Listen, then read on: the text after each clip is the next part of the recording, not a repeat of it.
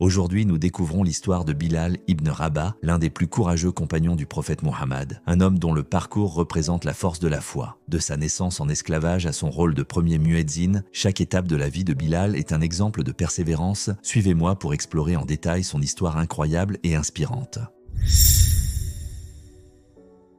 Bilal ibn Rabah est né autour de l'an 580 à la Mecque, au sein d'une famille d'esclaves. Sa mère, Hamama, était d'origine abyssinienne et elle-même esclave dans la puissante tribu Quraysh. On raconte qu'elle était autrefois une princesse capturée, un passé qui inspirait Bilal malgré les chaînes de l'esclavage. Élevé dans la pauvreté et les contraintes d'un esclave, Bilal développait déjà une forte résilience face aux injustices qu'il subissait. Même jeune, Bilal possédait une dignité naturelle qui le différenciait des autres esclaves. Sa beauté physique, souvent remarquée par les autres, n'était rien comparée à sa beauté intérieure, faite de patience, d'endurance et d'une foi discrète en une justice supérieure. Bilal travaillait dur, souvent sous la chaleur du désert, et était soumis aux ordres cruels de ses maîtres. Mais au fond de lui, il gardait un esprit libre et aspirait à quelque chose de plus grand que la simple obéissance. Lorsque le prophète Muhammad commença à prêcher le message de l'islam vers 610, la Mecque fut rapidement divisée entre les convertis et ceux qui s'opposaient farouchement à cette nouvelle foi. Bilal, qui entendait des murmures de la nouvelle religion à distance, fut touché par les idéaux d'égalité et de justice de l'islam, qui remettaient en question les valeurs strictes de la société mécoise. Bilal, impressionné par le message du prophète, décida de se convertir à l'islam en secret. Pour lui,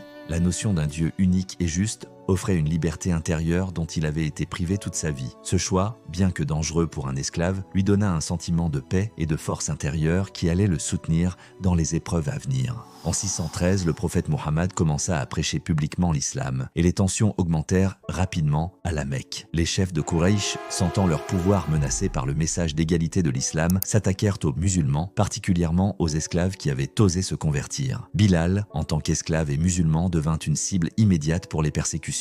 Umayya ibn Khalaf, le maître de Bilal et un ennemi acharné de l'islam, soumit Bilal à une torture implacable pour le forcer à renier sa foi. On raconte qu'il faisait enchaîner Bilal et l'allongeait sur le sable brûlant, un lourd rocher posé sur sa poitrine. Sous la chaleur étouffante du désert, Bilal répétait inlassablement « Ahad, Ahad, Dieu est unique ». Ce cri de foi marqua les esprits, même ceux de ses persécuteurs, qui ne comprenaient là pas d'où lui venait cette force. La persistance de Bilal, malgré la douleur extrême, devint un symbole pour les premiers musulmans. Beaucoup, touchés par son courage, racontèrent son histoire comme un exemple de résistance. On raconte que le prophète lui-même priait pour lui et que les musulmans se réunissaient pour implorer Allah de délivrer Bilal de ses souffrances. La réputation de Bilal s'étendit au-delà de la communauté et même ses oppresseurs en vinrent à le respecter pour sa détermination. La situation de Bilal finit par toucher le cœur d'Abou Bakr, un riche compagnon du prophète connu pour son soutien aux musulmans persécutés. Abou Bakr proposa de racheter Bilal à Umayya pour une somme importante. Umayya, qui voyait Bilal comme inutile en raison de sa foi inébranlable, accepta l'offre et Bilal fut ainsi libéré. Ce moment marqua un tournant, Bilal devenant l'un des premiers esclaves affranchis pour la cause de l'islam.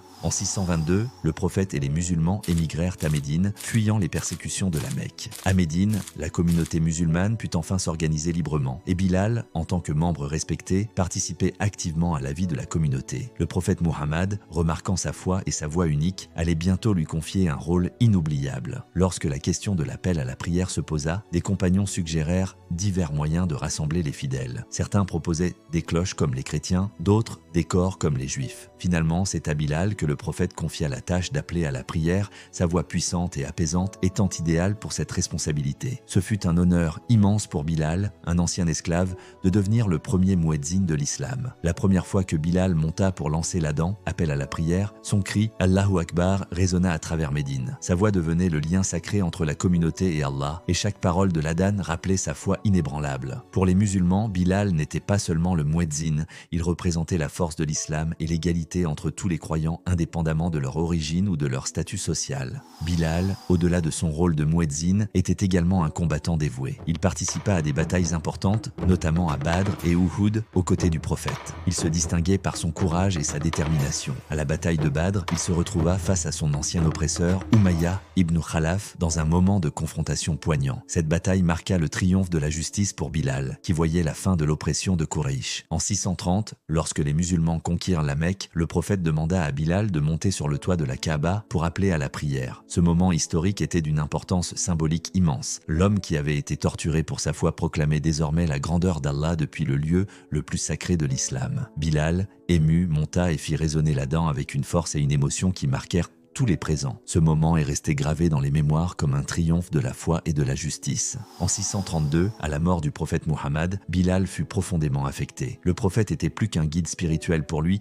c'était un ami, un frère et son protecteur. Après le décès du prophète, Bilal tenta de continuer à appeler à la prière, mais il ne pouvait plus supporter la douleur que lui rappelait chaque Adam. Ne pouvant plus rester à Médine, Bilal quitta la ville pour s'installer en Syrie, où il passa ses dernières années. Selon certains récits, il continua de servir l'islam en Syrie, rejoignant même certaines campagnes militaires. Bien qu'il ait mené une vie discrète, son nom et son exemple restaient dans le cœur de tous les musulmans. Bilal ibn Rabah est décédé vers 640, laissant derrière lui un héritage intemporel. Son histoire, celle d'un esclave devenu un des compagnons les plus honorés du prophète, est un rappel de l'égalité et de la justice prônée par l'islam. Aujourd'hui encore, chaque appel à la prière rappelle le courage et la foi de Bilal. Son parcours symbolise la force de la foi, la dignité face aux injustices et la beauté de la liberté spirituelle.